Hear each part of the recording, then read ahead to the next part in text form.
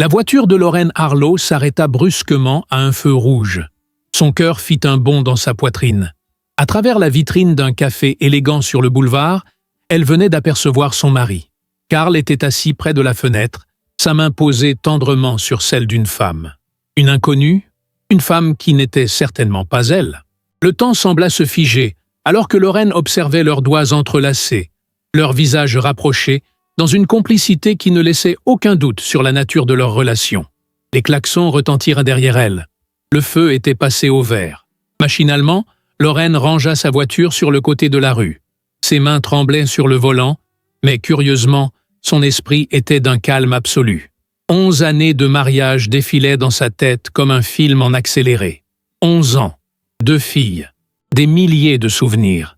Et maintenant, cette image qui s'imprimait dans sa rétine, son mari, Carl Harlow, la main dans celle d'une autre femme. Alors c'était donc ça, murmura-t-elle pour elle-même. Les retards inexpliqués, les voyages d'affaires prolongés, les appels qu'il prenait en s'isolant.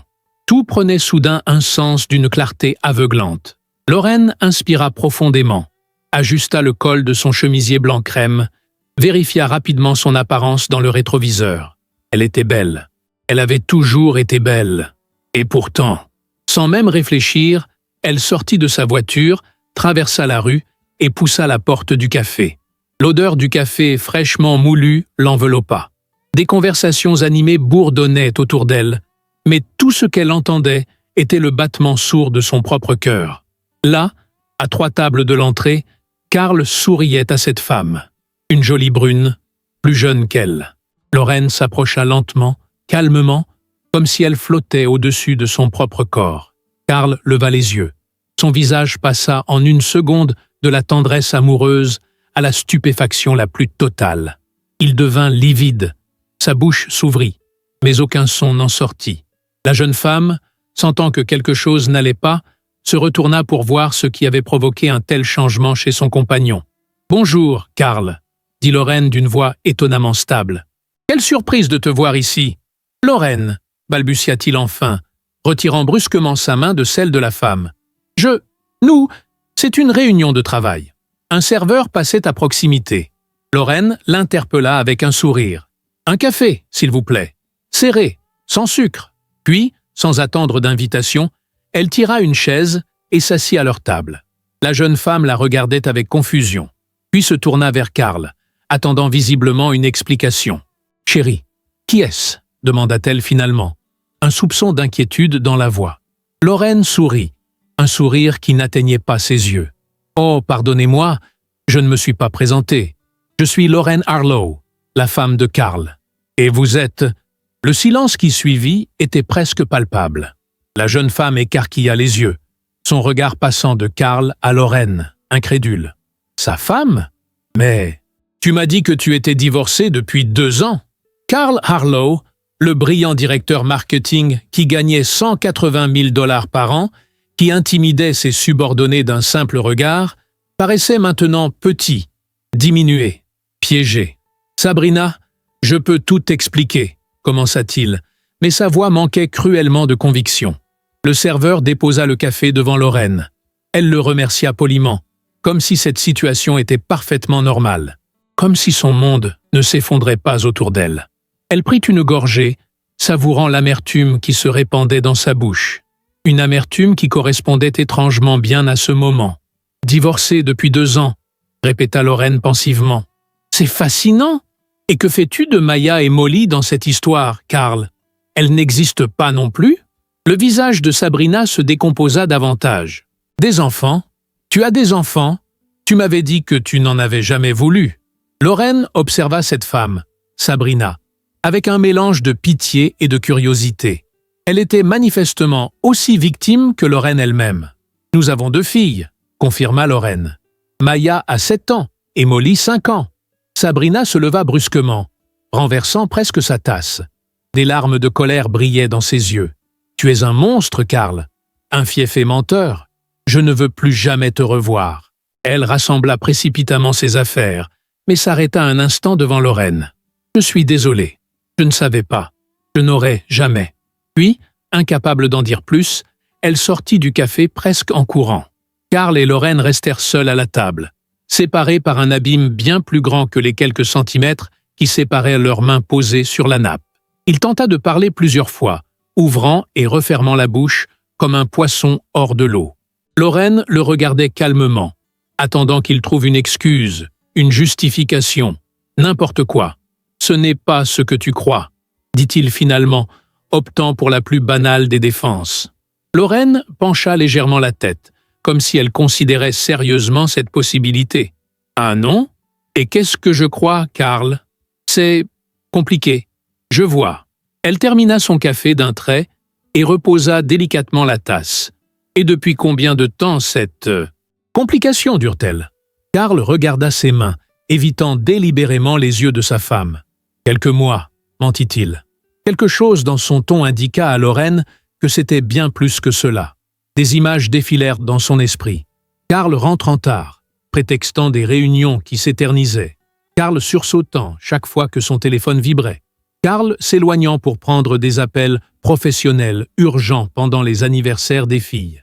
Et maintenant, cette femme qui pensait qu'il était divorcé depuis 2 ans. « Je vais rentrer à la maison », dit Lorraine en se levant. « Tu devrais prendre ton temps pour réfléchir à ce que tu vas dire aux filles. » Alors qu'elle s'apprêtait à partir, elle sentit la main de Karl agripper son poignet. « Lorraine, attends, s'il te plaît. On peut arranger ça. » Pour la première fois, elle laissa transparaître sa colère. « Arranger ça? Comme on arrange un bouquet de fleurs, Karl? Comme on arrange un dîner entre amis ?» Elle dégagea son bras d'un geste sec. « Il n'y a rien à arranger. » En sortant du café, l'air frais de l'automne frappa son visage. Lorraine réalisa qu'elle n'avait pas pleuré. Pas une seule larme. Ce qui l'habitait allait bien au-delà des larmes. C'était une sorte de calme froid, une résolution silencieuse qui prenait forme dans son cœur. Dans sa voiture, elle s'accorda un moment. Les mains sur le volant, elle regarda droit devant elle. L'image de Maya et Molly qui l'attendaient à la maison, inconsciente du bouleversement qui venait de se produire, lui serra la gorge. Comment allait-elle leur expliquer? Que dirait-elle quand elle demanderait où était leur père? Son téléphone vibra dans son sac. Karl. Elle l'ignora. Il y aurait bien assez de temps pour les confrontations plus tard. Pour l'instant, elle avait besoin de réfléchir. En démarrant sa voiture, Lorraine ne savait pas encore que cette journée marquerait le début d'une transformation complète de sa vie. Elle ne savait pas encore que derrière cette trahison se cachait un réseau de mensonges bien plus profond et plus sombre. Elle ignorait encore les ressources insoupçonnées de force et de résilience qu'elle allait découvrir en elle-même. Tout ce qu'elle savait, c'est qu'à cet instant précis, le monde qu'elle connaissait s'était fissuré et que rien ne serait plus jamais comme avant. Lorraine gara sa voiture dans l'allée de leur maison cossue.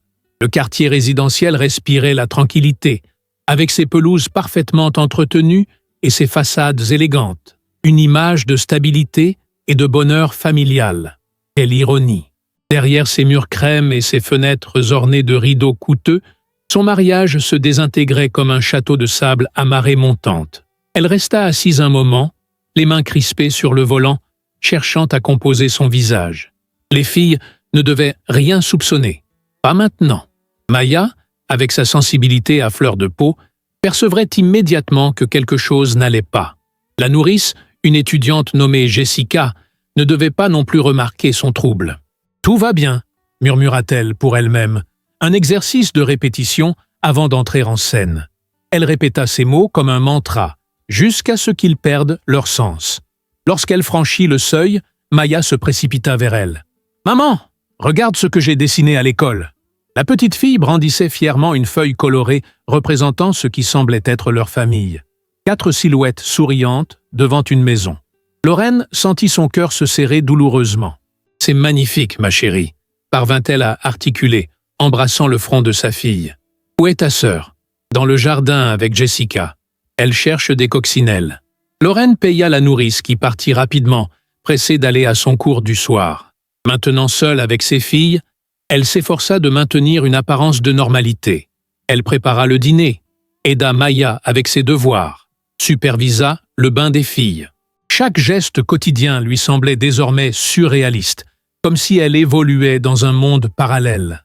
Son téléphone n'avait cessé de vibrer. Karl. Encore et encore. Elle l'avait mis en silencieux, le glissant au fond de son sac. Il s'inquiète, il imagine le pire. C'était bien peu comparé à ce qu'elle ressentait. Les filles couchées, Lorraine s'assit dans la cuisine plongée dans la pénombre. Elle sortit finalement son téléphone. 15 appels manqués, 23 messages. Elle les parcourut rapidement. Un mélange de supplications, d'excuses et de promesses creuses. « Je peux tout expliquer. Ce n'est pas ce que tu crois. Je t'en prie, réponds-moi. Je vais arranger les choses.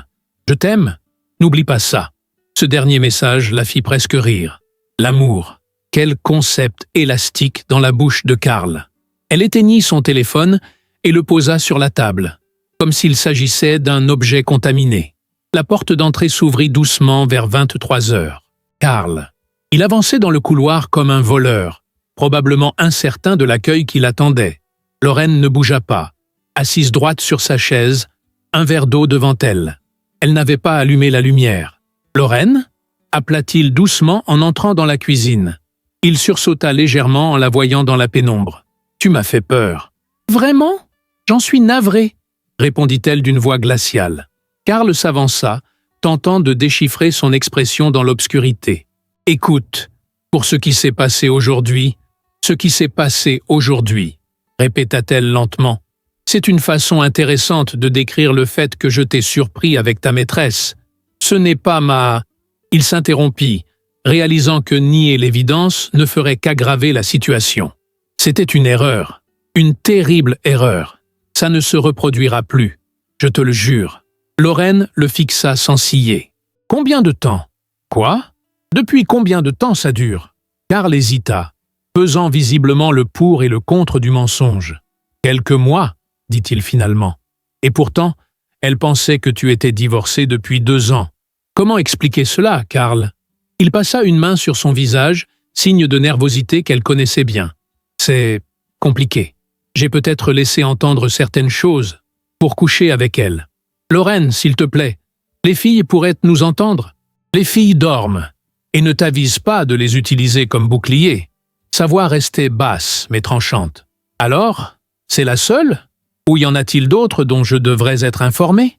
Le silence de Karl fut plus éloquent que n'importe quelle réponse. « Je vois, » dit-elle simplement. « Je vais dormir dans la chambre d'amis ce soir, » proposa-t-il, comme s'il lui faisait une faveur. Lorraine se leva lentement. « Fais comme tu veux. De toute façon, je ne comptais pas dormir à côté d'un homme que je ne reconnais plus. » Les jours qui suivirent s'écoulèrent dans un silence glacial. Lorraine fonctionnait en mode automatique. Se lever, s'occuper des filles, travailler sur ses projets de design, préparer les repas, coucher les enfants. Elle ne parlait à Karl que lorsque c'était absolument nécessaire, en présence des filles. Le reste du temps, elle l'ignorait complètement. Karl, de son côté, semblait alterner entre culpabilité et irritation. Il tentait des approches maladroites, un bouquet de fleurs laissé sur le comptoir, une offre de commander des plats à emporter, une suggestion de parler quand les filles seraient couchées. Lorraine balayait tout d'un regard vide. Le 5e jour, alors qu'elle travaillait dans son bureau à domicile sur un projet pour un client important, Karl entra sans frapper. « On ne peut pas continuer comme ça, » dit-il, visiblement agacé par son silence prolongé. Lorraine leva à peine les yeux de son écran. « Je travaille, Karl. J'ai une deadline. Tu m'ignores depuis presque 1 semaine. Les filles commencent à remarquer quelque chose. » Cette fois, elle le regarda directement. « Et de qui est-ce la faute, exactement ? J'ai fait une erreur, d'accord ? Je l'ai admis. J'ai présenté mes excuses. Qu'est-ce que tu veux de plus ?» Lorraine secoua lentement la tête, incrédule devant tant d'arrogance. « Ce que je veux ? Je voulais un mari fidèle. Je voulais une famille intacte. Je voulais que l'homme que j'ai épousé il y a 11 ans respecte ses vœux. Mais, visiblement, c'était trop demandé. Les gens font des erreurs, Lorraine. Personne n'est parfait. Une erreur, c'est oublier d'acheter du lait en rentrant du travail. Ce que tu as fait, c'est choisir délibérément, jour après jour, de me trahir, de mentir à notre famille. » Karl s'approcha, tentant une autre approche. « Je t'aime. Tu le sais. Ce n'était que du sexe. Ça ne signifiait rien. » Lorraine eut un sourire sans joie. « Du sexe qui ne signifie rien. Avec plusieurs femmes. Pendant des mois, voire des années. Et tu te demandes pourquoi je ne te parle plus. Qu'est-ce que tu veux que je fasse alors? Que je me mette à genoux? Que je supplie? Que je pleure? Ça te rendrait heureuse? Rien de ce que tu pourrais faire maintenant ne me rendrait heureuse, Carl. Elle se tourna vers son ordinateur, signifiant que la conversation était terminée. Ce soir-là, après avoir couché Molly et Maya, Lorraine s'assit sur le bord de son lit, contemplant sa vie qui partait en morceaux. Elle prit son téléphone et fit défiler ses contacts jusqu'à un nom. Riley Hartman, avocate spécialisée en droit de la famille. Une femme dont la réputation d'efficacité impitoyable n'était plus à faire. Une amie d'université qu'elle n'avait pas contactée depuis des années. Le lendemain matin, alors que Carl était parti courir, une habitude récente qu'elle soupçonnait maintenant être liée à ses aventures, Lorraine reçut un appel de Sabrina Woodward. Voir ce nom s'afficher sur son écran la figea un instant. « Allô » répondit-elle prudemment. « Madame Harlow, c'est Sabrina. Du café. » La voix à l'autre bout du fil semblait nerveuse. « Je sais que c'est étrange que je vous appelle, mais il faut absolument que je vous parle. J'ai trouvé des choses que vous devriez voir. » Lorraine sentit son pouls s'accélérer. « Quel genre de choses? Pas au téléphone. Pouvons-nous nous rencontrer? Aujourd'hui, si possible. » Quelques heures plus tard, assise dans un café différent de celui de la révélation initiale, Lorraine faisait face à Sabrina Woodward. La jeune femme paraissait différente, moins assurée, plus vulnérable, avec des cernes qui trahissaient des nuits d'insomnie. « Je voulais d'abord m'excuser, » commença Sabrina, ses mains serrées autour d'une tasse de thé. « Je vous jure que je ne savais pas qu'il était marié. Il m'a dit qu'il était divorcé depuis 2 ans, que son ex-femme lui rendait la vie impossible pour la garde des enfants. » Elle s'interrompit, réalisant soudain. « Oh mon Dieu, il n'a jamais parlé de vos filles. Il a inventé 2 autres enfants, un garçon et une fille adolescent. » Lorraine accusa le coup silencieusement. « Jusqu'où allaient les mensonges de Carl? Ce n'est pas pour cela que je vous ai contacté, » poursuivit Sabrina en ouvrant son sac. Elle en sortit une épaisse enveloppe. « Après notre rencontre, je suis allé chez lui, enfin, chez vous, je veux dire, à son appartement. » Son appartement? Lorraine sentit le sol se dérober sous ses pieds. Oui, dans le quartier de Riverside. Il prétendait y vivre depuis son divorce. J'avais encore la clé. J'y suis allé pour récupérer mes affaires et j'ai trouvé ça. Sabrina poussa l'enveloppe vers Lorraine. Des relevés bancaires, des investissements, des documents sur une société dont je n'avais jamais entendu parler. Et ça, elle sortit un dossier étiqueté « Plan de sortie », des plans détaillés pour quitter l'État, des documents sur la garde d'enfants, sur la division des biens. Lorraine ouvrit l'enveloppe, les mains tremblantes. Les documents confirmaient ses pires craintes et révélaient une vérité encore plus sombre qu'elle ne l'imaginait. Carl n'était pas simplement infidèle. Il était méthodique, calculateur, et il se préparait depuis longtemps à la quitter, mais à ses conditions, en s'assurant de garder le contrôle. Une brise légère secouait les stores du bureau de maître Riley Hartman, tandis que Lorraine terminait d'exposer sa situation. L'avocate, une femme de 45 ans au regard perçant, écoutait attentivement, prenant des notes sur un bloc-notes. Les documents fournis par Sabrina étaient étalés sur son bureau, formant un puzzle accablant de tromperie et de manipulation. « Donc, pour récapituler, » dit Riley en reposant son stylo, « ton mari a non seulement eu plusieurs liaisons en te faisant passer pour son ex-femme, mais il maintient également un appartement secret, a détourné environ 65 000 $ de vos comptes communs et a créé une société fictive pour dissimuler ses activités. » Lorraine acquiesça lentement. « Et il se préparait manifestement à me quitter en s'assurant d'avoir l'avantage sur tous les plans. » Riley se pencha en avant, ses yeux brillants d'une détermination féroce. « Lorraine, j'ai vu beaucoup de cas de divorce dans ma carrière, mais celui-ci, » elle secoua la tête. « L'audace de cet homme est remarquable. La bonne nouvelle, c'est que sa méticulosité va se retourner contre lui. Ces documents sont une mine d'or pour nous. »« Que me conseilles-tu » demanda Lorraine, serrant dans ses mains la tasse de café que Riley lui avait offerte. « D'abord, ne confronte pas Carl tout de suite. Il ne doit pas savoir que nous avons ces informations. Ensuite, nous allons engager un enquêteur privé et un expert comptable forensique poursuivre l'argent. Si tes soupçons sont exacts, il pourrait y avoir d'autres comptes, d'autres biens. Lorraine sentit un frisson lui parcourir l'échine. Je ne sais même plus qui il est, Riley. L'homme avec qui je vis est un parfait étranger. C'est souvent le cas dans ce genre de situation, répondit doucement l'avocate. Mais concentrons-nous sur l'aspect pratique. Est-ce que les filles ont remarqué quelque chose d'anormal? La question frappa Lorraine comme un coup de poing. Maya. Sa fille aînée avait-elle perçu quelque chose? Certaines réactions de la petite fille lui revinrent en mémoire.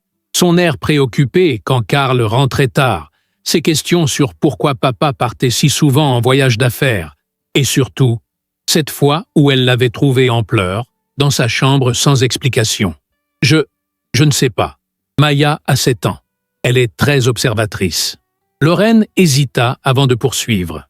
Il y a quelques semaines, elle était bizarre après être allée au centre commercial avec Karl. Elle m'a posé des questions sur le travail de son père, sur les collègues avec qui il travaillait. J'ai trouvé ça étrange sur le moment, mais je n'y ai pas vraiment prêté attention. Riley fronça les sourcils. Il se pourrait qu'elle ait vu quelque chose, ou quelqu'un. Les enfants absorbent beaucoup plus que nous ne le pensons. Tu crois que Karl aurait pu impliquer Maya dans ses mensonges? Ce ne serait pas la première fois que je vois un parent utiliser son enfant comme complice involontaire. Nous devrons aborder ce sujet avec précaution. Cette possibilité horrifiait Lorraine plus que tout le reste. L'idée que Karl ait pu faire porter à leur fille de 7 ans le poids de ses secrets lui donnait envie de vomir. « Voici ce que nous allons faire », continua Riley, revenant au plan d'action. « Tu vas continuer à agir normalement avec Karl. Laisse-le penser que tu es simplement en colère, mais que tu finiras par lui pardonner. Pendant ce temps, nous rassemblerons toutes les preuves nécessaires. Ensuite, quand nous serons prêts, nous frapperons fort. Un seul coup, précis et décisif. » Lorraine acquiesça, sentant une détermination nouvelle monter en elle. « D'accord, je peux faire ça. Une dernière chose, » ajouta Riley en la raccompagnant à la porte. « Change tous tes mots de passe. Mail, médias sociaux, compte bancaire personnel. Et crée un nouveau compte dans une banque différente pour y transférer progressivement une partie de ton argent. Pas trop à la fois pour ne pas éveiller ses soupçons. » En quittant le bureau de Riley, Lorraine se sentait à la fois épuisée et étrangement galvanisée. Pour la première fois depuis la découverte de la trahison, elle avait un plan. Elle n'était plus simplement une victime passive des machinations de Karl. Les jours suivants furent un exercice d'équilibriste. Lorraine maintenait une façade de normalité à la maison, limitant ses interactions avec Karl au strict nécessaire, mais sans l'hostilité ouverte des premiers jours. Elle lui laissait croire que sa colère s'estompait progressivement, qu'elle envisageait peut-être de lui pardonner. Karl semblait soulagé par ce changement, interprétant son calme apparent comme un signe de faiblesse, une capitulation. « Je savais que tu comprendrais », lui dit-il un soir, alors qu'il débarrassait la table après le dîner. Les filles déjà parties se préparaient pour le bain. Nous avons construit trop de choses ensemble pour tout jeter par la fenêtre. Lorraine se contenta d'un sourire énigmatique, se demandant s'il avait la moindre idée de ce qui l'attendait. Un soir, alors qu'elle aidait Maya à se préparer pour la nuit, Lorraine décida d'aborder subtilement le sujet qui la préoccupait. « Tu sais que tu peux me parler de tout, n'est-ce pas, ma chérie ?» dit-elle, en brossant les longs cheveux bruns de sa fille. Maya la regarda dans le miroir, ses grands yeux reflétant une maturité troublante pour son âge. « Je sais, maman. Parfois, les adultes font des choses compliquées, des choses qui peuvent être difficiles à comprendre pour les enfants. » Maya resta silencieuse un moment, puis demanda d'une voix à peine audible « C'est à propos de papa et de la dame du centre commercial ?» Le cœur de Lorraine se figea. « Quelle dame, ma puce !» Maya baissa les yeux. « Quand on est allé au centre commercial le mois dernier, papa m'a acheté une glace et il a parlé avec une dame. Elle lui a fait un câlin et ils se sont tenus la main. Quand j'ai demandé qui c'était, il a dit que c'était juste une amie du travail. » La petite fille hésita avant d'ajouter. « Il m'a fait promettre de ne pas te le dire. Il a dit que c'était notre petit secret et que ça te rendrait triste si tu savais. » Lorraine dut mobiliser toutes ses forces pour ne pas laisser éclater sa rage. Karl avait transformé leur fille en complice de sa trahison, lui faisant porter le poids d'un secret qui n'aurait jamais dû être le sien. « Tu n'as rien fait de mal, Maya. dit-elle en serrant sa fille contre elle.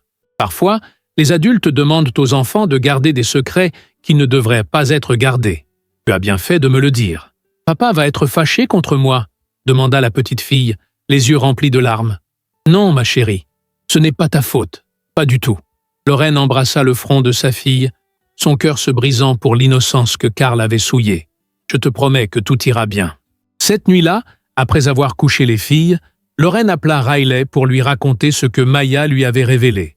L'avocate fut consternée mais pas surprise. « C'est exactement le genre de manipulation dont je te parlais, dit-elle. Et c'est un élément que le tribunal prendra très au sérieux. Impliquer un enfant dans ces mensonges démontre un mépris total pour son bien-être psychologique. » Pendant ce temps, l'enquête progressait rapidement. L'expert comptable avait découvert que les 65 000 $ n'étaient que la partie visible de l'iceberg. Carl avait systématiquement menti sur ses revenus, dissimulant des primes et des commissions. Il avait également investi dans des crypto-monnaies à l'insu de Lorraine, créant un portefeuille secret qui aurait dû faire partie des actifs communs du couple. L'enquêteur privé avait confirmé l'existence de l'appartement à Riverside, loué sous le nom de la société fictive de Carl. Plus troublante encore, il avait découvert l'existence d'une troisième relation, avec une femme du groupe de cyclisme de Carl. Cette femme, contrairement à Sabrina, savait parfaitement que Carl était marié. Elle considérait simplement que ce n'était pas son problème.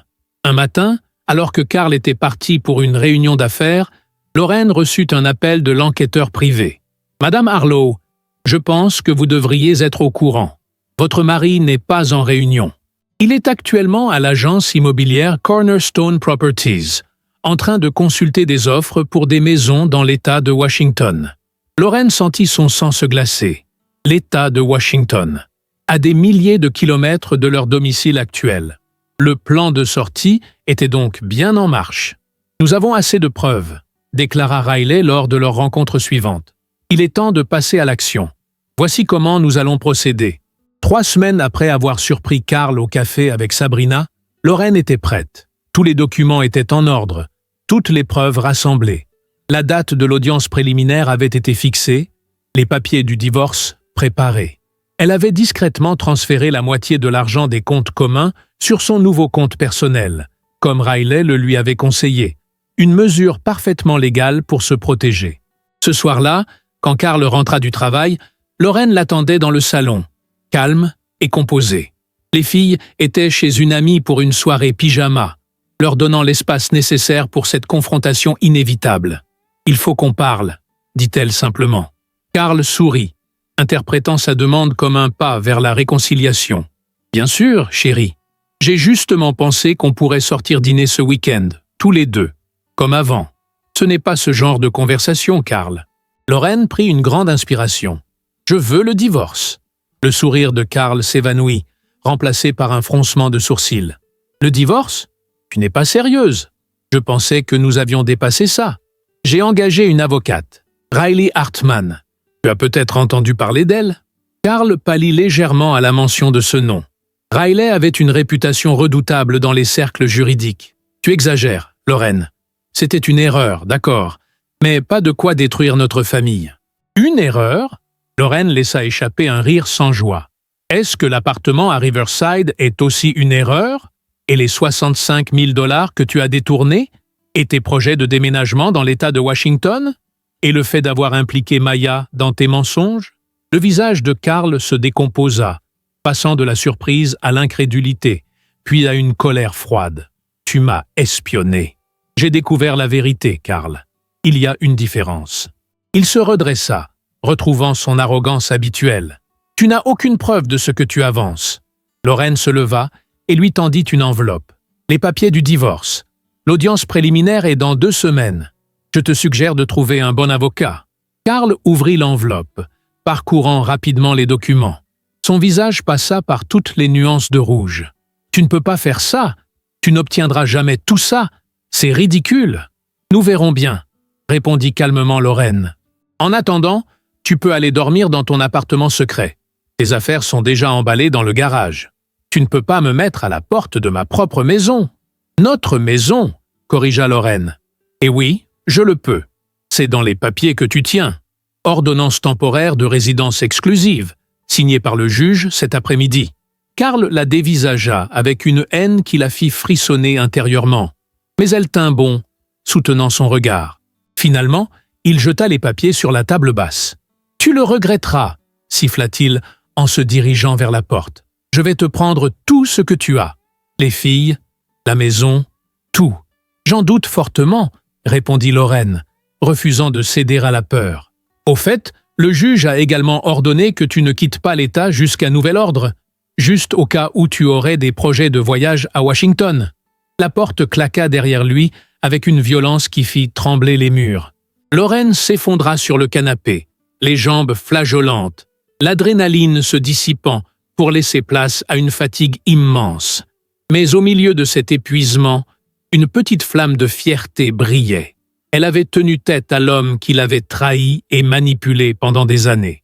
Le chemin serait encore long et difficile, mais elle avait fait le premier pas. Son téléphone vibra avec un message de Riley. Alors, Lorraine sourit faiblement en tapant sa réponse. C'est fait. La tempête a commencé. La salle d'audience du tribunal de la famille était baignée d'une lumière douce filtrant à travers les hautes fenêtres. Lorraine, vêtue d'un tailleur bleu marine soigneusement choisi, était assise droite sur sa chaise. Riley Hartman à ses côtés.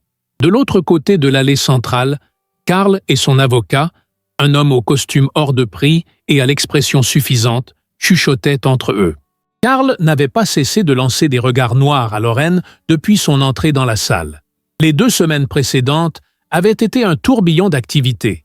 Lorraine avait dû expliquer aux filles, avec des mots adaptés à leur âge, que leur père ne vivrait plus avec eux pour un moment.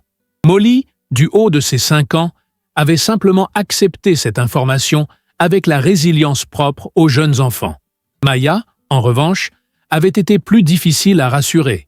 Elle se sentait coupable d'avoir révélé le secret de son père, malgré les assurances répétées de Lorraine que c'était la bonne chose à faire. L'affaire numéro 834/25, Harlow contre Harlow, est appelée à la barre, annonça le greffier. La juge Catherine Reynolds, une femme d'une 60aine d'années au regard pénétrant, prit place. Son expression sévère balaya la salle avant de se poser sur les documents devant elle. « J'ai examiné les demandes préliminaires et les preuves soumises, » commença-t-elle. « Monsieur Harlow, votre avocat a déposé une motion pour rejeter l'ordonnance de résidence exclusive. Cette motion est rejetée. L'ordonnance reste en vigueur jusqu'à nouvel ordre. » Karl se pencha vers son avocat, manifestement contrarié. La juge poursuivit. « Maître Hartman, vous avez demandé la nomination d'un expert comptable judiciaire pour examiner les finances de Monsieur Harlow. Cette requête est accordée.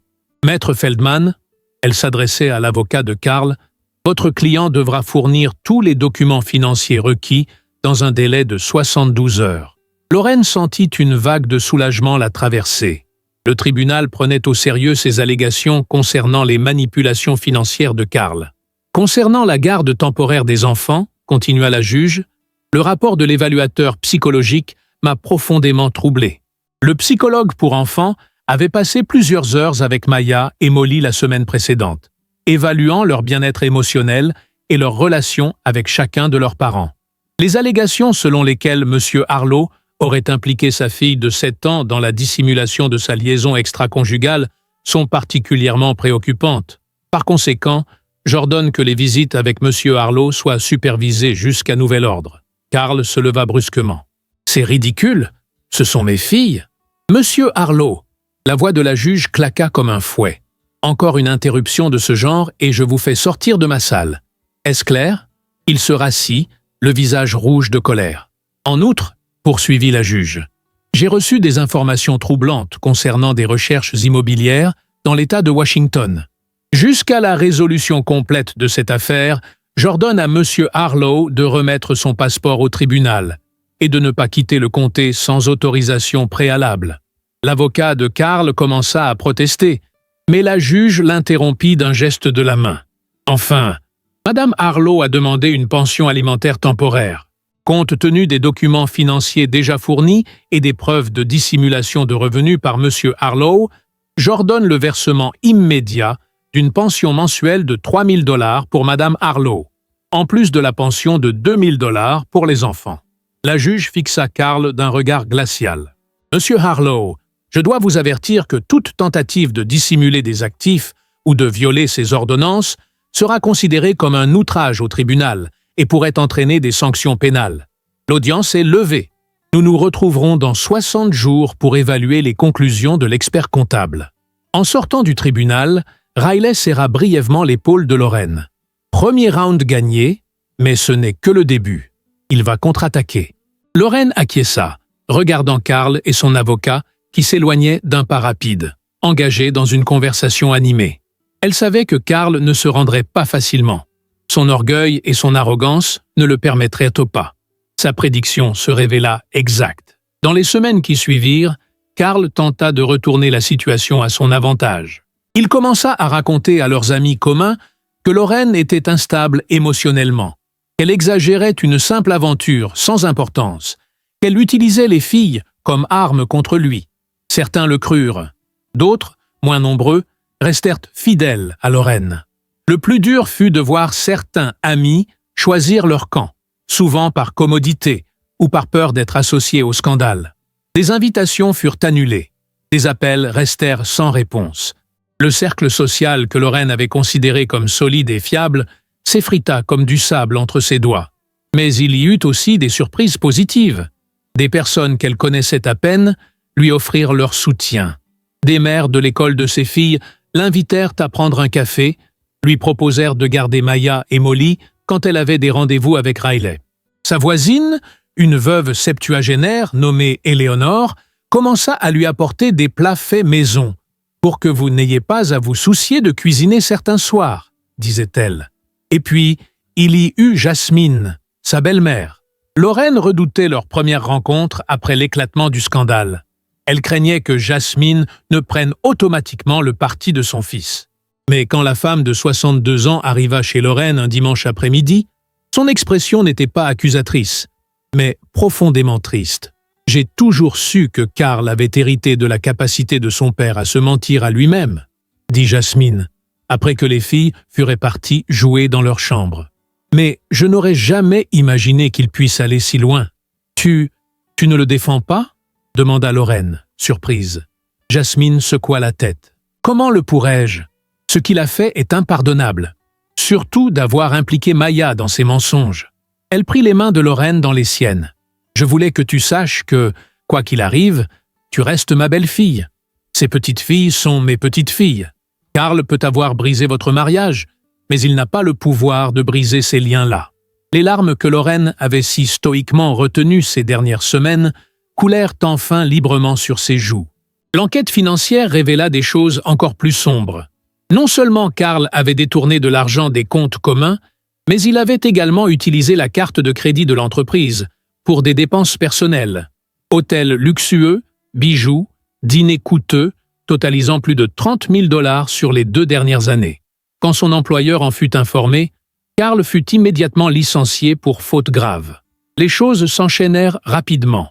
Sans emploi, confronté à des poursuites de son ancien employeur pour les frais frauduleux, obligé de payer une pension alimentaire substantielle et de rembourser les fonds détournés, Carl vit son arrogance initiale céder la place à une panique croissante. Un soir, Lorraine reçut un appel de Jasmine. « Carl est venu me voir », dit sa belle-mère d'une voix tendue. « Il m'a demandé de lui prêter de l'argent. Beaucoup d'argent. Il est différent. Je ne l'ai jamais vu comme ça. Il a peur, Lorraine. » Qu'as-tu répondu? J'ai refusé. Je lui ai dit que je l'aimais. Il restait mon fils, mais que je ne l'aiderais pas à échapper aux conséquences de ses actes. Le lendemain, Carl appela Lorraine pour la première fois depuis des semaines. Sa voix, habituellement assurée et dominante, était presque méconnaissable. « Lorraine, il faut qu'on parle. En personne, s'il te plaît. » Elle hésita, puis accepta finalement de le rencontrer dans un café public. Ironiquement, le même où elle l'avait surpris avec Sabrina, ce qui semblait maintenant appartenir à une autre vie. Carl avait changé. Son costume impeccable avait laissé place à des vêtements plus décontractés, sa barbe de 3 jours n'avait rien de stylisé, et des cernes profonds soulignaient ses yeux. Je voulais te dire que je suis prêt à négocier, annonça-t-il après avoir commandé un café qu'il ne toucherait pas. Lorraine le regarda en silence, attendant la suite. Je sais que j'ai fait des erreurs, de graves erreurs. Il passa une main nerveuse dans ses cheveux. Je suis prêt à te donner la garde principale des filles et la maison. Je veux juste pouvoir les voir régulièrement, sans supervision, si possible. Et les 65 000 $, je les rembourserai, dès que j'aurai retrouvé un emploi. Lorraine l'étudia attentivement. Elle connaissait cet homme depuis plus de 15 ans, avait été mariée à lui pendant 11 ans, avait eu 2 enfants avec lui. Et pourtant, elle avait l'impression de regarder un étranger. Pourquoi maintenant, Karl? Pourquoi ce revirement soudain? Il baissa les yeux, fixant la table. Mon avocat m'a montré les preuves que vous avez rassemblées. Il dit que je vais perdre, sur toute la ligne. Il leva enfin les yeux vers elle. Et les filles me manquent, terriblement. Pour la première fois depuis le début de cette épreuve, Lorraine ressentit une pointe de pitié pour cet homme qui avait autrefois été le centre de son univers. Mais cette pitié fut rapidement balayée par le souvenir de Maya, forcée de porter le poids des secrets de son père. Je vais en parler à Riley. Si tu es sincère à propos de ce règlement, nous pourrons peut-être éviter un procès long et coûteux. En quittant le café, Lorraine réalisa que la conversation avec Karl ne l'avait pas secouée comme elle l'aurait cru. La douleur aiguë des premières semaines s'était transformée en une sorte d'indifférence tranquille. Elle avançait maintenant, reconstruisant sa vie pièce par pièce. Son entreprise de design graphique se développait. Sans les restrictions tacites que Karl avait toujours imposées à sa carrière, elle avait pu accepter des projets plus ambitieux, établir des partenariats avec d'autres créatifs, augmenter ses tarifs. Pour la première fois depuis longtemps, elle se sentait valorisée professionnellement. Et puis, il y eut Wesley Caldwell. Elle l'avait rencontré à une réunion de parents d'élèves à l'école de Maya. Professeur d'histoire de 39 ans, père divorcé d'un garçon de 8 ans, il l'avait abordé avec une gentillesse discrète qui contrastait fortement avec l'assurance écrasante de Karl. Leur première sortie avait été simple. Un café, après avoir déposé leurs enfants à un anniversaire commun. Puis un déjeuner, et enfin, un vrai dîner, pendant que Jasmine gardait Maya et Molly. « Je ne suis pas prête pour une relation sérieuse », l'avait prévenu Lorraine. « Je sais », avait-il répondu avec un sourire tranquille. « Moi non plus. Mais je pense que nous méritons tous les deux un peu de joie simple dans nos vies. Pas de pression, pas d'attente. Juste 2 adultes qui apprécièrent la compagnie l'un de l'autre. » Cette approche sans exigence était exactement ce dont Lorraine avait besoin. Avec Wesley, elle redécouvrait le plaisir des conversations sincères, le confort d'une présence masculine qui ne cherchait pas à dominer ou à contrôler. Un samedi d'automne, alors que Maya et Molly jouaient dans le jardin avec le fils de Wesley, Lorraine reçut un appel de Riley. « Karl a accepté toutes nos conditions », annonça l'avocate sans préambule.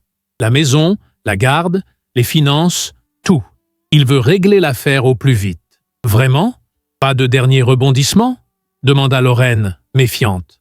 Son avocat dit qu'il veut éviter que les détails de ces fraudes ne deviennent publics. Apparemment, il a des entretiens dans quelques entreprises et craint qu'un procès médiatisé ne compromette ses chances. « Toujours pragmatique », murmura Lorraine avec un sourire amer. « Tu devrais te réjouir », dit Riley. « C'est une victoire sur toute la ligne. La maison, 70% des comptes de retraite, la garde principale, une pension généreuse et le remboursement intégral des fonds détournés. Il ne lui reste pratiquement que ses vêtements, sa bicyclette haut de gamme et quelques investissements dépréciés.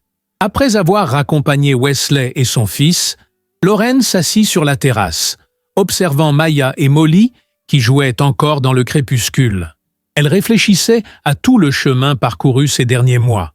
De cette femme dévastée qui avait surpris son mari avec une autre, elle était devenue quelqu'un de plus fort, de plus lucide, de plus authentiquement elle-même. « Maman !» Maya s'approcha, tenant un dessin coloré. « J'ai fait notre famille. » Lorraine regarda le dessin. Il représentait Lorraine, Maya et Molly devant leur maison. Pas de Karl. Une famille reconfigurée, mais une famille tout de même. « C'est magnifique, ma chérie, » dit-elle en serrant sa fille contre elle. « Tu es triste que papa ne vive plus avec nous ?» demanda Maya, les yeux scrutant le visage de sa mère. Lorraine réfléchit soigneusement à sa réponse. « Je suis triste que les choses aient changé d'une manière qui vous fait de la peine, à toi et à Molly. Mais je ne suis pas triste que papa et moi ne soyons plus ensemble. Parfois, les gens sont mieux séparément qu'ensemble. » Maya sembla méditer cette réponse. « Wesley est gentil, » dit-elle finalement. « Il ne demande jamais de garder des secrets. » Lorraine embrassa le front de sa fille, émue par cette observation perspicace. « Oui, chérie, les adultes bien ne demandent jamais aux enfants de garder des secrets qui les mettent mal à l'aise. » Quelques jours plus tard, la sonnette de la porte retentit. Lorraine ouvrit pour trouver Sabrina Woodward sur le seuil, l'air hésitant. « Je voulais juste vous remercier, » dit la jeune femme, « et vous dire au revoir. J'ai accepté un poste à Chicago, un nouveau départ. C'est moi qui vous remercie, » répondit sincèrement Lorraine. « Sans votre courage, je serais peut-être encore piégée dans ce mariage toxique. » Sabrina eut un sourire triste. « Nous avons toutes les deux été trompées par le même homme. La différence, c'est que vous avez été assez forte pour vous relever et lui faire face. Vous m'avez inspiré à faire de même avec ma propre vie. » Les deux femmes, liées par une expérience commune douloureuse, se serrèrent brièvement dans les bras l'une de l'autre avant de se séparer, chacune vers un avenir plus lumineux. Le jour du jugement final arriva avec la douceur d'un matin d'hiver. La neige tombait en flocons légers, recouvrant la ville d'un manteau immaculé qui semblait symboliser, aux yeux de Lorraine, le nouveau départ qui se profilait.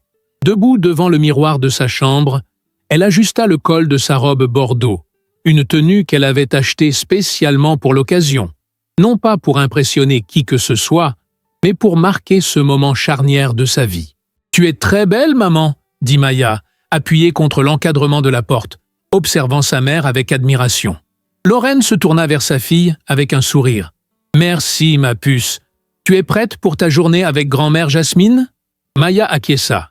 Elle et sa petite sœur passeraient la journée avec leur grand-mère pendant que Lorraine se rendrait au tribunal pour la dernière fois, du moins dans le cadre de ce divorce. « Est-ce qu'on verra papa bientôt ?»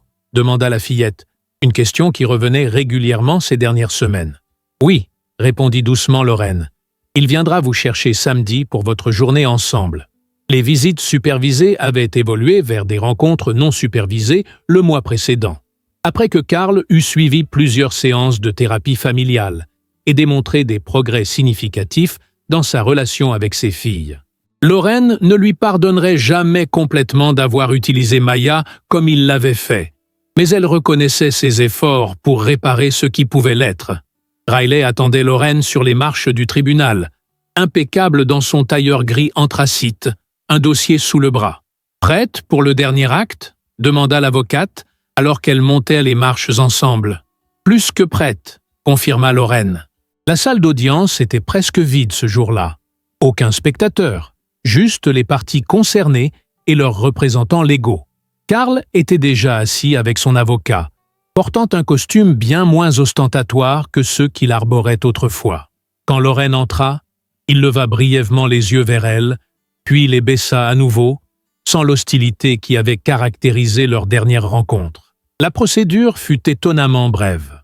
Le juge, différent de celui de l'audience préliminaire, parcourut l'accord de règlement, posa quelques questions de clarification, puis hocha la tête avec approbation.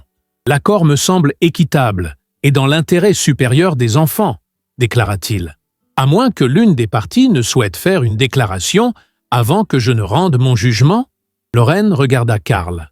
Il semblait fatigué, diminué.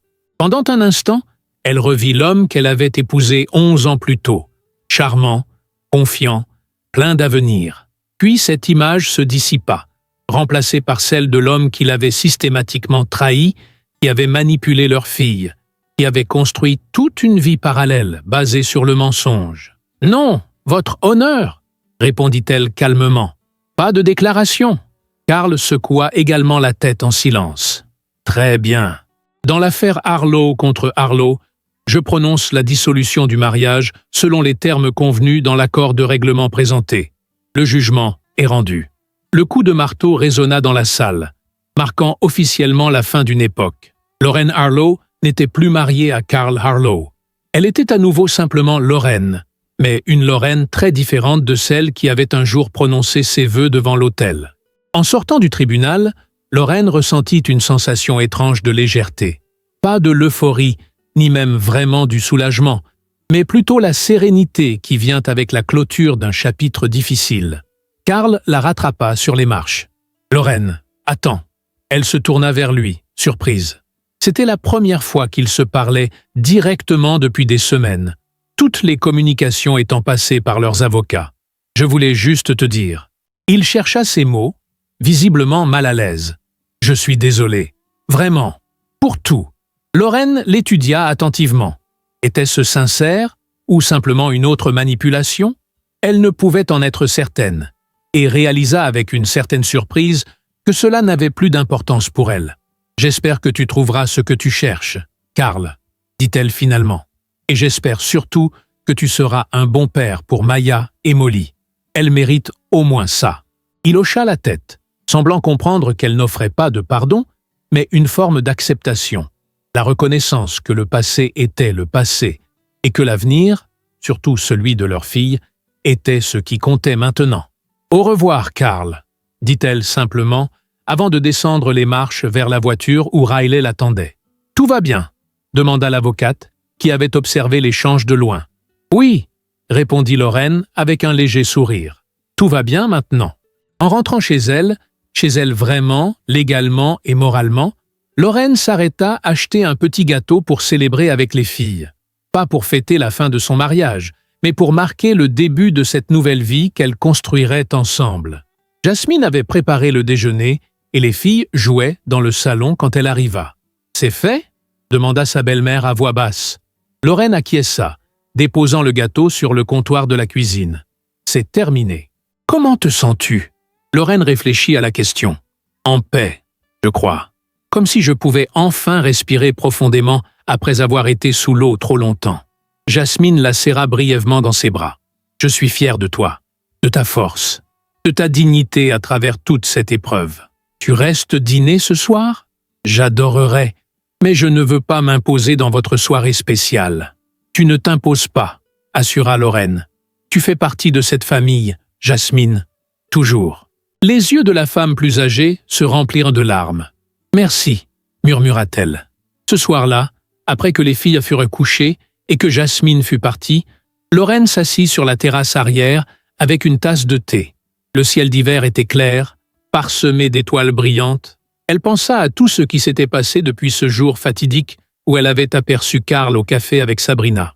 Son téléphone vibra avec un message de Wesley. « Comment s'est passée la journée? Tu veux en parler ?» Elle sourit en tapant sa réponse. « Tout s'est bien passé. Je te raconterai demain au dîner. » Leur relation évoluait lentement, prudemment, chacun respectant les cicatrices que portait l'autre. Wesley ne ressemblait en rien à Karl. Sa gentillesse n'était pas une tactique, sa patience n'était pas calculée, son intérêt pour elle et ses filles était authentique. Il n'essayait pas de la contrôler ou de la diminuer. Au contraire, il semblait apprécier sa force, son indépendance, sa résilience. 6 mois plus tard, par un lumineux matin de printemps, Lorraine se tenait devant la fenêtre de son bureau, à domicile, contemplant le jardin où Maya et Molly jouaient avec James, le fils de Wesley. Les enfants s'entendaient étonnamment bien, formant une petite unité que Lorraine n'aurait jamais imaginé possible. Son entreprise de design avait prospéré, lui permettant d'embaucher 2 assistants. Elle avait lancé une collection de design numérique qui avait attiré l'attention de plusieurs grandes entreprises. Pour la première fois de sa vie professionnelle, elle se sentait pleinement reconnue pour son talent et sa vision créative. Karl avait tenu ses engagements financiers, remboursant intégralement les $65 000 détournés. Il avait finalement trouvé un nouvel emploi, moins prestigieux mais stable, dans une entreprise plus petite. Ses visites avec les filles s'étaient stabilisées dans une routine régulière. Il ne serait jamais le père idéal que Lorraine aurait souhaité pour ses filles, mais il semblait faire de réels efforts pour être plus présent, plus attentif, plus honnête avec elle. La porte du bureau s'ouvrit et Wesley entra, portant 2 tasses de café. « Perdu dans tes pensées ?» demanda-t-il en lui tendant une tasse. « Je réfléchissais à tout le chemin parcouru, » répondit-elle en acceptant le café avec un sourire reconnaissant. Wesley vint se placer à côté d'elle, regardant aussi les enfants jouer. « Tu as accompli des choses extraordinaires, Lorraine. Tu as reconstruit ta vie à partir de zéro, tout en protégeant tes filles et en développant ton entreprise. C'est impressionnant. » Lorraine posa sa tête sur son épaule, un geste d'intimité simple qui lui venait maintenant naturellement. « Je n'aurais jamais pensé me retrouver ici, tu sais. Quand j'ai vu Karl dans ce café avec cette femme, j'ai cru que ma vie était terminée, que tout ce que j'avais construit s'effondrait. Et maintenant, je sais que c'était juste le début d'une nouvelle vie. Une vie plus authentique, plus alignée avec qui je suis vraiment. » Elle se tourna pour lui faire face. « Une vie où je n'ai plus à me faire toute petite pour qu'un homme se sente grand. » Wesley sourit, traçant doucement le contour de sa joue avec son pouce. « Je préfère nettement quand tu te tiens droite dans toute ta grandeur. »« Maman! Wesley! Venez voir !» cria Maya depuis le jardin, agitant les bras avec excitation. « On a trouvé un nid d'oiseaux dans le cerisier. » Ils descendirent rejoindre les enfants, qui les guidèrent vers l'arbre en fleurs au fond du jardin. Nichée entre deux branches, une mère oiseau couvait ses œufs dans un nid soigneusement construit. « Il ne faut pas la déranger, » expliqua Wesley à voix basse. « Elle protège sa famille. »« Comme maman, » dit Molly avec la simplicité désarmante de ses 6 ans. Lorraine sentit son cœur se gonfler d'émotion. Oui, comme elle. Elle avait protégé sa famille, redéfinie, reconstruite, mais plus forte que jamais. Plus tard ce soir-là, après avoir couché les filles et dit au revoir à Wesley, qui rentrait chez lui avec son fils, Lorraine s'arrêta devant le miroir de l'entrée. La femme qui lui rendait son regard n'était plus la même que celle qui avait découvert la trahison de son mari il y a plus d'1 an. Cette Lorraine-là était plus forte, plus sage, plus sereine. Les épreuves l'avaient transformée, non pas en la rendant plus dure ou plus cynique, mais en révélant une résilience et une profondeur qu'elle ne soupçonnait pas posséder. Elle repensa à cette journée fatidique, quand elle avait aperçu Karl à travers la vitre du café, sa main dans celle d'une autre femme. À l'époque, cela lui avait semblé être la fin de son monde. Maintenant, avec le recul, elle comprenait que c'était en réalité le moment où elle avait commencé à se libérer. De son mariage toxique, certes, mais aussi des limites qu'elle s'était imposées, des compromis qu'elle avait acceptés, de la version diminuée d'elle-même qu'elle avait fini par habiter. La véritable trahison de Karl n'avait pas été ses aventures extraconjugales, aussi douloureuses fussent-elles. C'était la façon dont il avait systématiquement sapé sa confiance en elle, comment il l'avait amenée à se voir comme dépendante de lui, incapable de survivre sans lui. Quelle ironie que ce soit précisément sa trahison qui lui ait permis de découvrir sa propre force. Maya avait laissé son cahier de dessin ouvert sur la table de la cuisine. Lorraine s'arrêta pour le regarder avant de l'éteindre. Sur la page, sa fille avait dessiné leur maison, avec Lorraine, Maya et Molly devant, se tenant par la main. Wesley et James étaient là aussi, légèrement en retrait, comme s'ils attendaient d'être invités à rejoindre le cercle principal. Et au loin, une petite silhouette que Lorraine reconnut comme étant Karl. Ni trop proche, ni trop éloigné, juste à la bonne distance. Lorraine sourit, touchée par la perspicacité de sa fille. Maya avait parfaitement capturé leur nouvelle réalité familiale. Pas une famille brisée, mais une famille recomposée, élargie, où chacun avait trouvé sa juste place. Même Karl.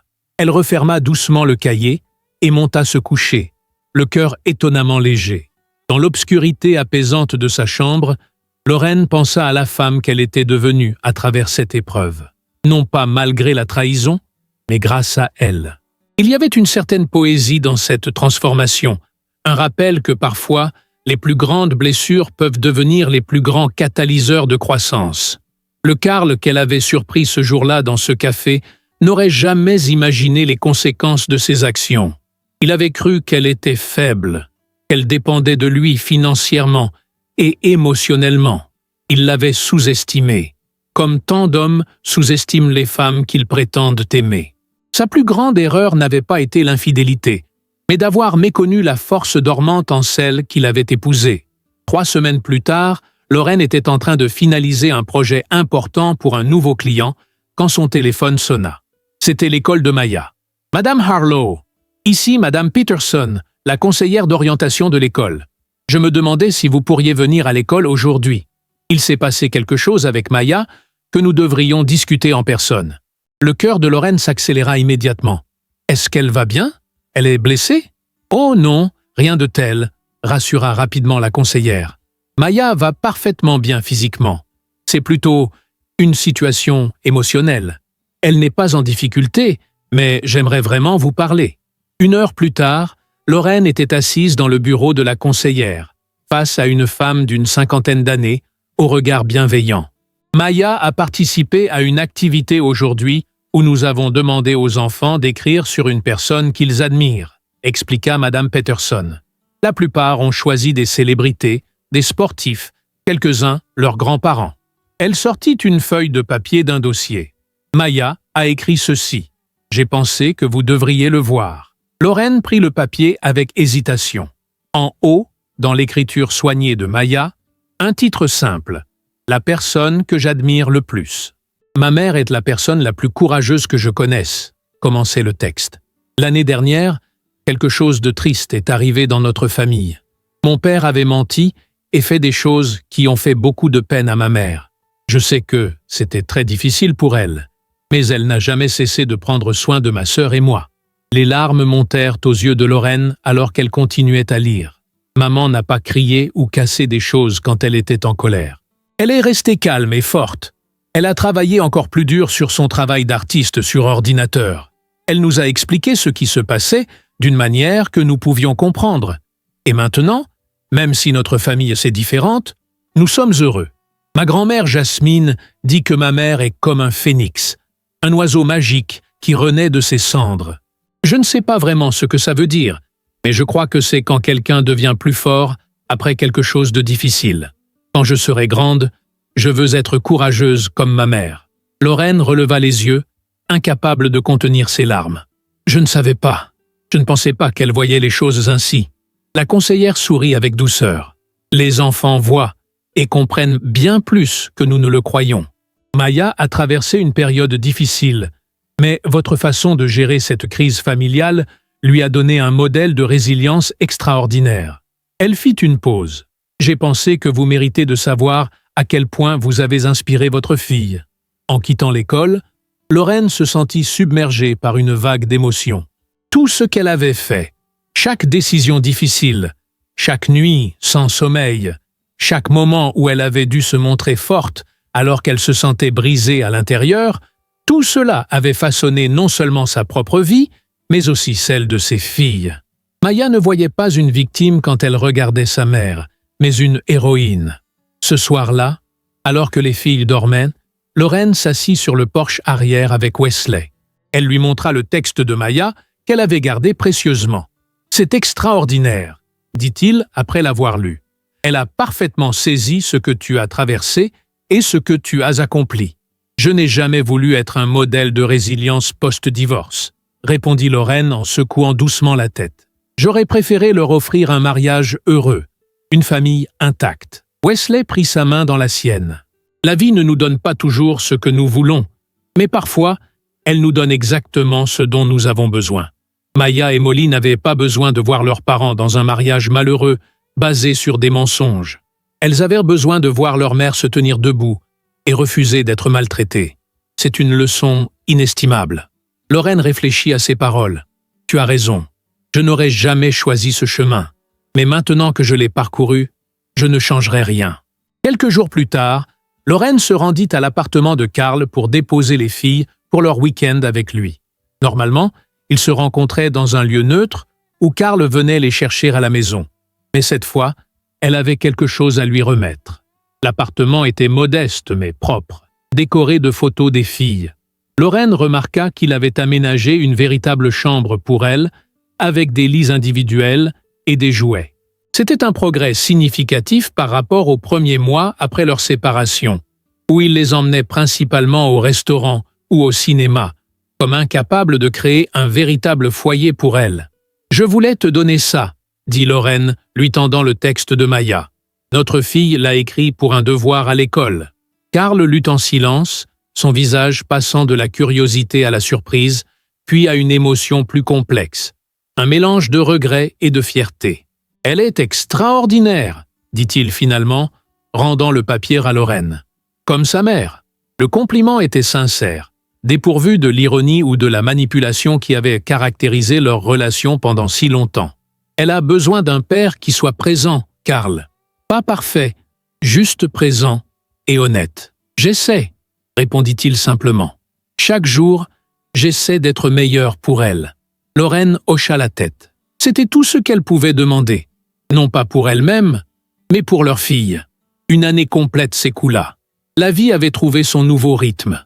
Wesley et son fils étaient devenus une partie intégrante de leur quotidien, passant les week-ends où Karl avait les filles avec Lorraine. Ils avançaient lentement vers quelque chose qui ressemblait à une nouvelle famille, avec patience et respect. Un soir, alors qu'ils préparèrent le dîner ensemble dans la cuisine, Wesley posa la cuillère en bois qu'il utilisait pour remuer la sauce et se tourna vers Lorraine. « J'ai quelque chose à te demander ?» dit-il, soudain sérieux. Lorraine sentit son cœur s'accélérer légèrement. « Je t'écoute. James et moi, nous avons parlé de la possibilité de déménager ici, de vivre avec vous, toi et les filles. Qu'en penses-tu? Ce n'était pas une proposition de mariage, pas encore. C'était quelque chose de plus pragmatique, mais aussi de plus profond d'une certaine façon. Une invitation à fusionner réellement leur vie quotidienne, à construire quelque chose de durable et d'authentique. » Lorraine prit un moment pour réfléchir, appréciant que Wesley lui donne l'espace pour considérer sa proposition sans pression. C'était l'une des nombreuses qualités qui le distinguèrent de Karl. Sa patience, son respect de son autonomie, sa compréhension que les décisions importantes méritaient réflexion. « J'aimerais beaucoup, » répondit-elle finalement. « Mais nous devrions en parler aux enfants d'abord, s'assurer qu'ils sont prêts pour ce changement. » Wesley sourit, visiblement soulagé. « Bien sûr, nous pouvons prendre notre temps, faire les choses correctement. » Quelques jours plus tard, assis dans le salon avec Maya, Molly et James, les adultes annoncèrent leur projet. La réaction fut une explosion de joie de la part des plus jeunes. Molly et James, ravis à l'idée de vivre ensemble comme presque frères et sœurs. Maya, plus réservée initialement, posa une question qui révélait sa maturité grandissante. « Est-ce que papa sera encore autorisé à venir nous chercher ici? Est-ce qu'il saura où nous habitons? »« Bien sûr, ma chérie, » répondit Lorraine. « Rien ne change concernant ton père. Il continuera à vous voir exactement comme maintenant. » La petite fille hocha la tête, soulagée. Malgré tout ce qui s'était passé, malgré les erreurs de Karl, il restait son père et cette relation était importante pour elle. Le jour du déménagement de Wesley et James arriva avec le printemps. Alors qu'ils déchargeaient les derniers cartons, Lorraine aperçut Karl qui s'approchait, venant déposer les filles après leur week-end avec lui. Il s'arrêta un moment, observant la scène. Les cartons, Wesley et James qui s'intégraient visiblement dans ce qui avait autrefois été sa maison. Un éclair de quelque chose, regret, peut-être, ou simplement reconnaissance de ce qui aurait pu être, traversa son visage. Puis, il reprit contenance et s'approcha, saluant poliment Wesley. « Félicitations pour votre emménagement, » dit-il, trouvant la force d'être gracieux dans une situation qui devait être douloureuse pour lui. « Merci, Karl, » répondit Wesley avec la même courtoisie. Ce bref échange marquait une sorte de passage. La reconnaissance tacite par tous que la vie continuait, que de nouvelles configurations familiales prenaient forme, que le passé, aussi douloureux qu'il ait pu être, cédait enfin pleinement la place à l'avenir. Ce soir-là, dans leur maison nouvellement agrandie, après que tous les enfants furent couchés, Lorraine et Wesley s'assirent sur la terrasse, sous un ciel étoilé. « Heureuse ?» demanda-t-il simplement.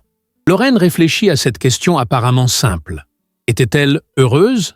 Le mot semblait presque trop banal pour décrire ce qu'elle ressentait. Il y avait du bonheur, certainement, mais aussi quelque chose de plus profond.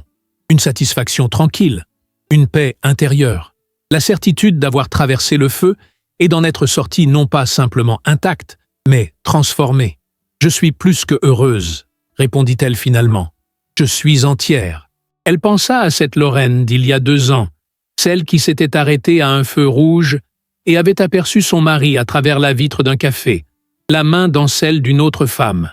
Cette femme brisée qui avait pourtant trouvé la force d'entrer dans ce café, de commander un café et de s'asseoir à cette table. Cette femme qui ne savait pas encore qu'elle était au début d'un voyage qui l'amènerait exactement là où elle devait être. « Tu sais, » dit-elle en s'appuyant contre l'épaule de Wesley, « parfois les pires trahisons nous mènent aux plus belles découvertes. Je n'aurais jamais imaginé dire ça un jour, mais d'une certaine façon, je suis reconnaissante pour ce qui s'est passé. » Reconnaissante? Pas pour la douleur, bien sûr, pas pour les mensonges ou la manipulation, mais pour l'opportunité de redécouvrir qui je suis vraiment.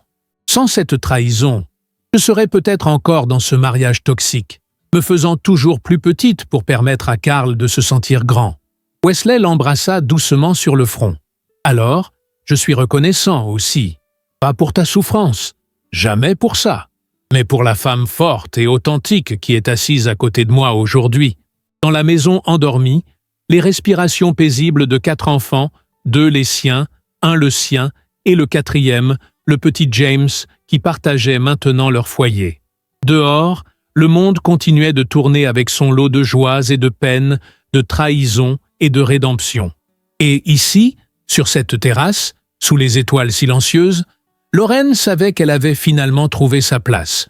Non pas comme l'épouse de quelqu'un, non pas comme la victime de quelqu'un, mais simplement comme elle-même, complète, intègre, libre. Et c'était la plus belle des victoires. Si vous avez regardé jusqu'ici, laissez votre like et inscrivez-vous à la chaîne. C'est un geste simple pour vous, mais qui m'aide énormément.